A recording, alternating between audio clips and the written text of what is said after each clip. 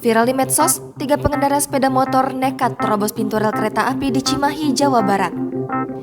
3 pengendara sepeda motor nekat menerobos palang pintu kereta api di Cimindi, Kota Cimahi, Jawa Barat pada Kamis 30 Juni 2022. Aksi nekat ketiga pengendara motor itu terekam kamera warga dan viral di sosial media Instagram.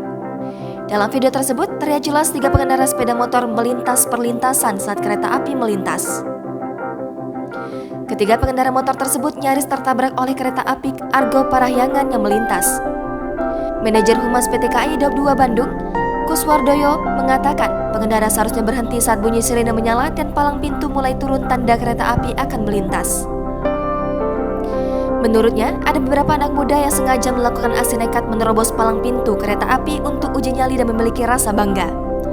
Padahal, tindakan tersebut sangat membahayakan nyawa mereka. Pengendara yang menerobos pun, kata dia, dapat dikenai sanksi kurungan 3 bulan penjara atau denda Rp750.000.